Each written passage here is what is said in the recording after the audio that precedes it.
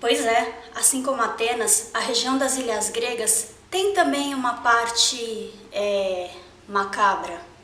Essas ilhas não são somente céu e mar azul, comida excelente, paz e serenidade.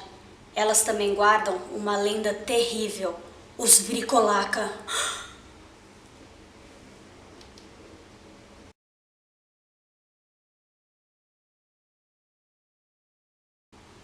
O vocabulário grego tem dúzias de palavras que significam vampiros. Não é à toa que essa região tem tantas lendas a respeito desses mortos-vivos. Desde os tempos antigos até a introdução do cristianismo no país, essas criaturas mudaram bem pouco.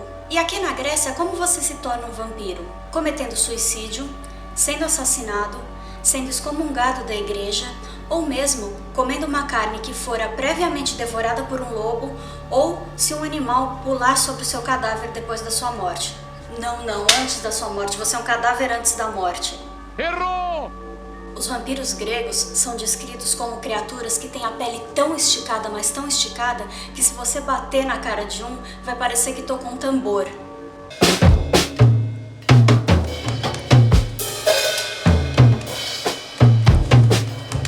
Normalmente, nas histórias de vampiro, o que acontece é que ele suga o sangue de uma pessoa e transforma em um outro vampiro. Isso pode acontecer com os vampiros gregos. E como é que ele caça? Tanto de dia quanto de noite. Ele não tem problema nenhum em ficar debaixo do sol. Segundo, ele vai até a casa de pessoas que ele conheceu durante a vida e bate na porta uma vez.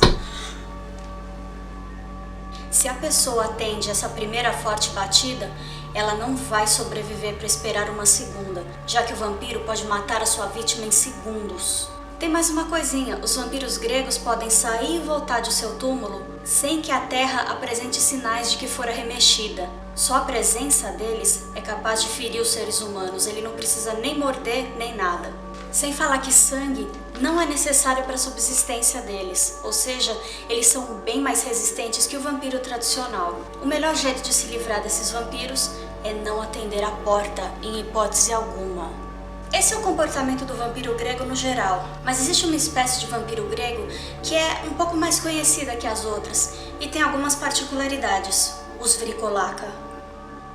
Disse que quando um lobisomem morre, o seu espírito volta e anima um cadáver fresquinho. Quando o espírito então possui o corpo nos primeiros estágios de decomposição, acontece aquele fenômeno da pele ficar totalmente esticada. Os Vricolaca vão andar pela redondeza onde viviam, espalhando doenças, discórdia e medo pela população. Ele vai gritar, chamando pelo nome das pessoas que ele conheceu em vida. Só de olhar diretamente para esse bicho, você morre imediatamente. Mas agora a pergunta que não quer calar: como faz para matar um monstro desse? O mais comum, é claro, é abrir a sepultura onde essa criatura descansa e cravar uma estaca em seu coração. É bom ainda, por garantia, cortar a cabeça da fera ou mesmo cremar o seu corpo.